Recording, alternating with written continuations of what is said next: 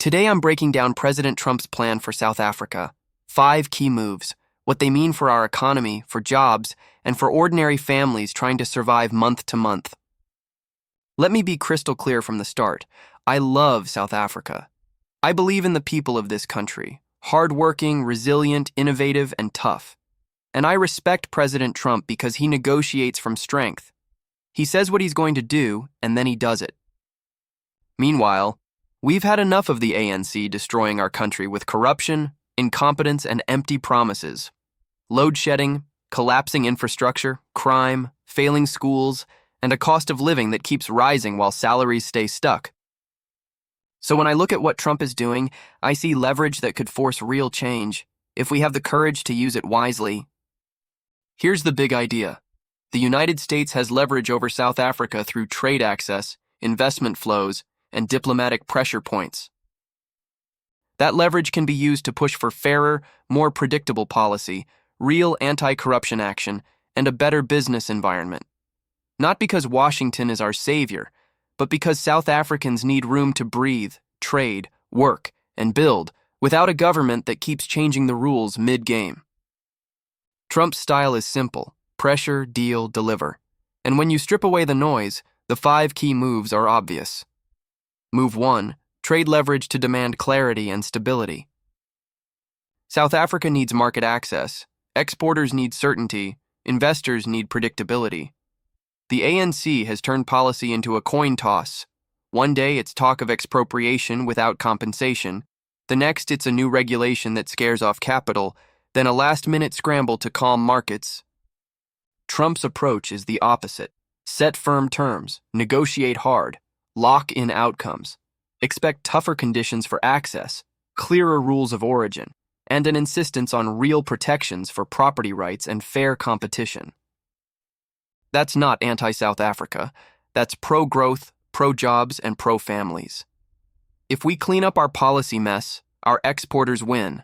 Agriculture, autos, wine, fruit, manufacturing, they all benefit when the rules are clear.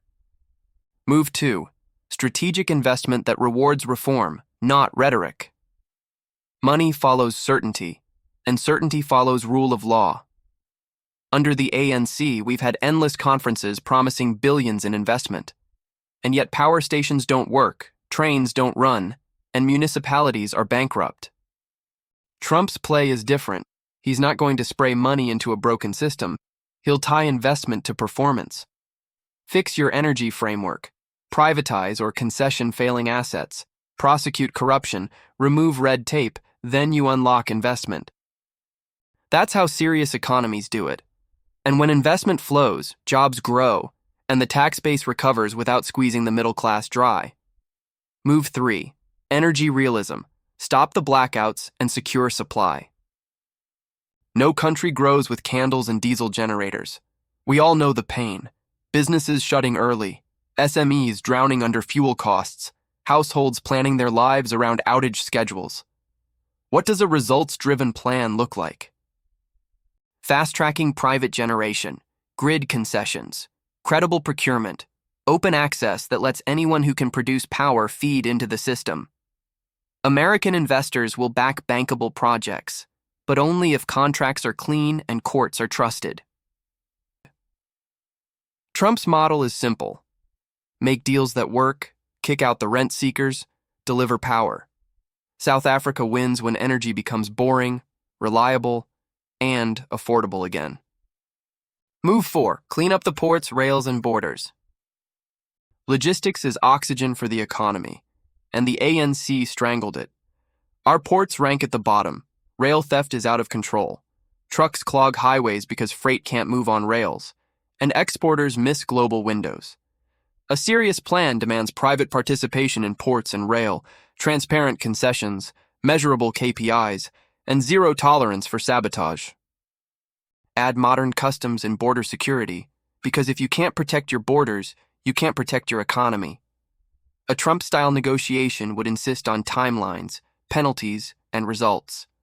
No more task teams and photo ops, deliver or step aside. Move 5. Tie trade benefits to anti-corruption reality, not speeches. Corruption is a tax on the poor. It steals school books, medicines, roads, and jobs. We all know the ANC has turned corruption into a business model. SOEs looted, municipalities gutted, tenders abused, and accountability avoided. If the deal says, you want access, show prosecutions, not press conferences, the incentive finally flips. Suddenly it pays to be clean, and when the elite loses the ability to profit from decay, the system starts healing. That's good for every honest South African, black, white, colored Indian, everyone who just wants a fair shot. Why does this matter now? Because households are tapped out, food prices bite, interest rates crush borrowers, and youth unemployment is a national emergency. South Africa cannot afford more ideology. We need competence, confidence, and capital. Whether you like Trump or not, his negotiation style brings clarity, and clarity attracts capital. Our choice is simple. Keep clinging to a failing political project, or open up, get serious, and let the country breathe. Let's talk straight about the ANC. Cinematic 4K decisive reform scene, dramatic sunrise over Johannesburg or Cape Town skyline with light breaking through clouds, subtle double exposure of international investors in a modern boardroom and glowing world trade map lines, deep blue and warm gold color palette, smooth slow camera pan or gentle zoom, realistic documentary news style, atmosphere of clarity and new economic opportunities. This isn't normal, and it's not destiny. It's the product of bad governance. South Africans aren't lazy. They're suffocated. Give people energy, safety, working logistics, and honest courts, and watch them build. Now, some will say any pressure from the US is colonial. Nonsense. Sovereignty means owning your choices and living with the consequences. If we choose corruption, the world will price it in. Higher borrowing costs, lower investment, fewer jobs. If we choose reform, the world will back us. South Africa doesn't need charity. We need fair deals, stable rules, and a government that stops treating the economy like a toy.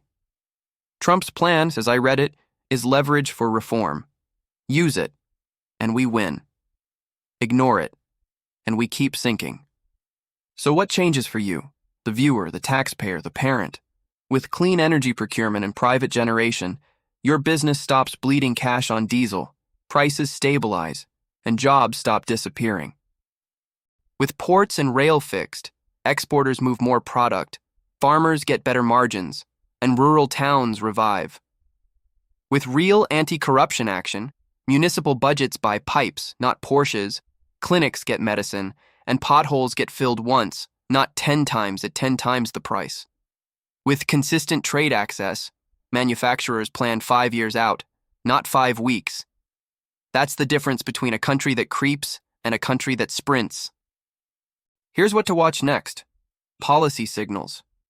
Do we get concrete timelines for private participation in ports and rail, with transparent tenders and independent oversight? Do we see durable protection for property rights? No games, no vague bills that spook investors? Do we allow broad private generation into the grid at scale, with bankable contracts and fair wheeling? Do we see actual prosecutions that go beyond the small fish, with convictions that stick? If those signals turn green, expect investment announcements to follow. If they stay red, expect more speeches and fewer jobs. And to my fellow South Africans, we must stop outsourcing hope to politicians. Our strength is in our people, our entrepreneurs, our workers, our professionals, our farmers. We need a government that gets out of the way, sets clear rules, protects safety, and lets the doers do. That's how countries grow, not through slogans, but through systems. When leverage arrives from outside, use it to fix what's broken inside. Let me say this plainly. I respect President Trump's approach because it values results over rhetoric. Negotiate hard, reward performance, punish failure, and move on. We need that mindset here, in our municipalities, our SOEs, and our ministries. If you can deliver, you keep the job. If you can't, you go. No more lifetime appointments to manage decline. South Africa is too important for that. I also want to speak from the heart. I'm tired of watching families leave because they feel they have no future. I'm tired of seeing pensioners choose between food and electricity. I'm tired of brilliant young people hustling without a pathway because policy uncertainty keeps smothering opportunity. This country can be world-class. We have the resources, the geography, the skills, and the grit. What we lack is leadership that treats the economy like a serious machine, not a slogan factory. If external pressure helps us get serious, then good. Let's use it. Quick recap. 5 key moves in Trump's plan as I see it. 1. Trade leverage for policy clarity and rule of law. 2. Investment that's conditional on real reform. 3. Energy realism to end blackouts and stabilize prices. 4. Private participation to fix ports, rail, and borders. 5. Anti-corruption tied to measurable action, not speeches. Each move rewards ordinary South Africans and punishes the networks that profit from decay.